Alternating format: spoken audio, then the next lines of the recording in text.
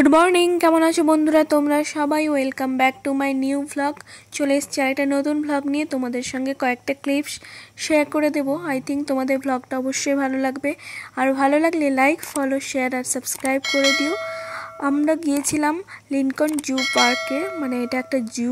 তো জুতে কয়েকটা জিনিস আমরা দেখলাম, ঘুরলাম, কিছুটা সময় কাটালাম। চলো তোমাদের সেগুলো কয়েকটা ক্লিপ শেয়ার করে দিচ্ছি, তোমরা দেখতে থাকো ব্লগটা। কথা বলতে বলতে চলেই এলাম জুতে, আর জুর সামনের এন্ট্রান্সটা এটাই, আর এটা দিয়ে ঢুকে আমরা সোজা চলে গেলাম শিল মাছের সেকশানে।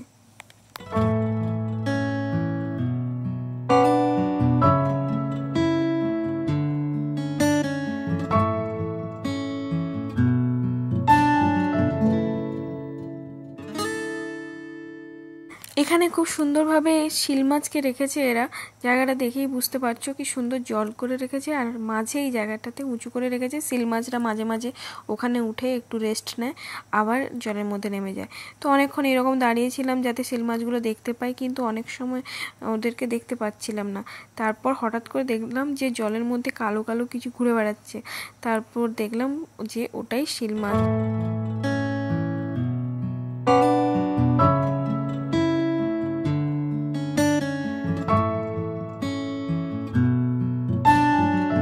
ওই দেখো মাথা তুলছে, আবার টুক করে আবার জলের মধ্যে ডুবে যাচ্ছে, বেশ সুন্দর লাগছিল। আর ওই যে দূরে দেখতে পাচ্ছ হোয়াইট কালারের টি শার্ট পরে একজন দাঁড়িয়ে আছে, আর একজন লাঠি নিয়ে করছে।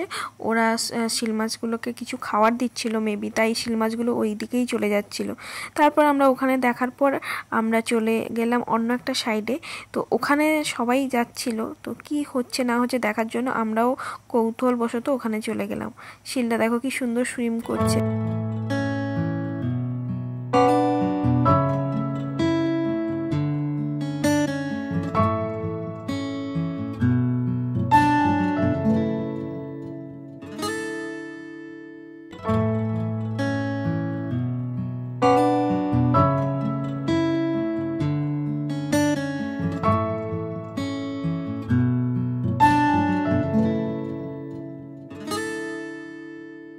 তারপর আমরা অন্য সাইডে গেলাম, ওখানে লেখা ছিল টয় ট্রেনের ব্যাপার কিছু।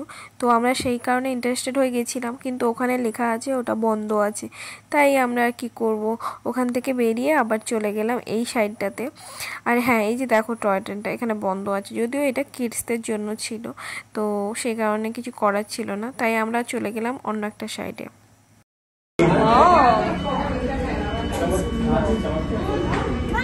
এটা ছিল বেশ ইন্টারেস্টিং একটা জিনিস, যেখানে ওরা একটা পয়েন্ট করেছিল যেখান থেকে ভেতরে যে জায়গাটা আমরা উপর থেকে দেখেছিলাম শিল মাছের, তো ওটা এই সাইড থেকে ভেতরে কি হচ্ছিল, ওখানে জলের ভেতরে শিল মাছগুলোর গতিবিধি দেখার জন্য এই জায়গাটা করে রেখেছিল।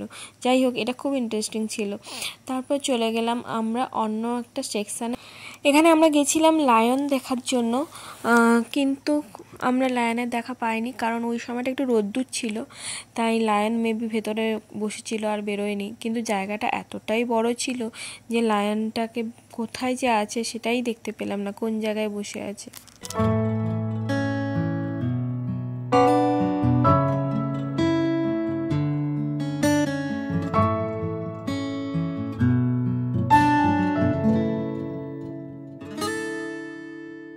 আর এই যে এটা দেখতে পাচ্ছ একটা নলের মতো বড়, এটা হলো হাড়, কোনো একটা পশুর হাড় দেওয়া হয়েছে, মেবি কোনো বাফেলো হাড় ফাড় দেওয়া হয়েছে।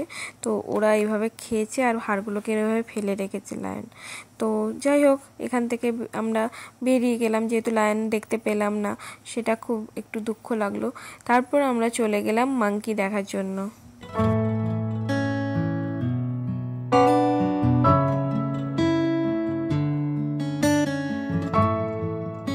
বিভিন্ন টাইপের মাঙ্কি এখানে রাখা আছে, এই যে দেখতেই পাচ্ছ নাম ব্রাজিল মাঙ্কি, আরও বিভিন্ন টাইপের আছে যেগুলো খুব সুন্দরভাবে এইভাবে খাবার দিয়ে রেখেছে ওদেরকে। আর দেখো কি সুন্দর, কালারটাও খুব সুন্দর, পুরো গাছের সঙ্গে কালারটা পুরো ম্যাচ হয়ে গেছে, গ্রিন টাইপের সঙ্গে আবার দাঁড়িয়েও আছে, দেখলাম দেখতে অদ্ভুত টাইপের দেখাচ্ছে।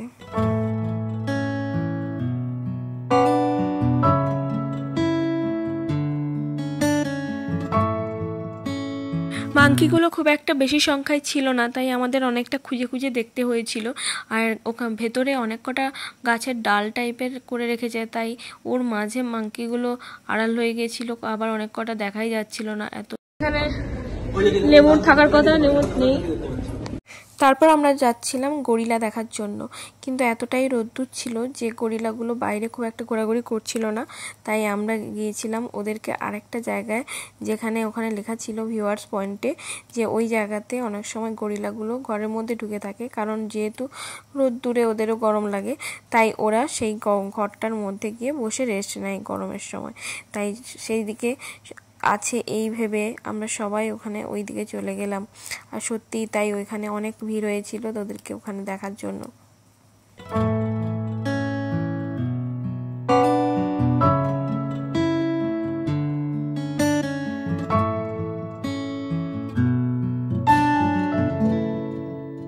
আর এই যে দেখো চিৎপটাং হয়ে শুয়ে পড়ে আছে, কেমন পুরো মানুষের মতো শুয়ে আছে, একদম যেমন করে মানুষরা শুয়ে থাকে। আর উপরে পায়ের ওপর পা তুলে পায়ের আঙুলটাকে এভাবে ধরে রেখেছে, দেখো কি সুন্দর দেখাচ্ছে, দেখতে খুব মজাও লাগছিল।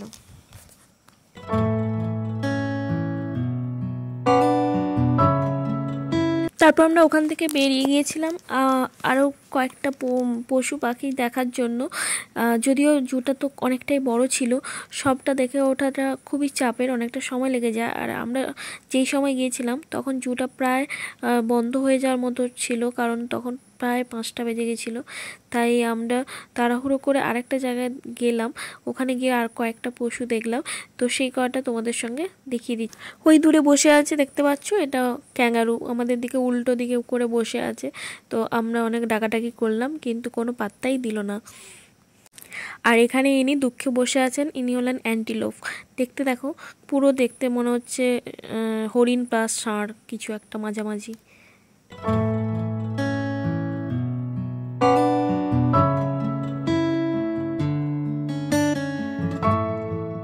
তারপর এখানে দেখলাম এই যে জেব্রা, অনেকদিন পরে জেব্রা দেখলাম। ও তো নিজের মতো করে খেয়েই যাচ্ছে, কোনো দিকে কোনো হুঁশ নেই ওর।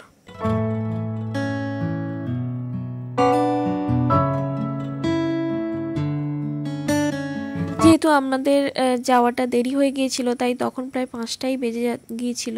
আর 5টার সময় জুটা বন্ধ হয়, তো সেই কারণে আমরা আর বেশি ঘুরে দেখতে পারলাম না, তাই আমাদের চলে আসতে হয়েছিল। তো দেখা যাক নেক্সট টাইম আবার লিঙ্কন জুতে যখন যাব আবার বাকি ক্লিপসগুলো নিয়ে নেব। ততক্ষণ তোমরা মোটামুটি ভালো থেকো, ব্লগটা এখানে শেষ করছি। আমার চ্যানেলটাকে সাবস্ক্রাইব করে দিও, আর যারা ফেসবুক থেকে দেখছো তারা আমার পেজটাকে ফলো করো। চলো নেক্সট ব্লগে দেখা হচ্ছে। Good night.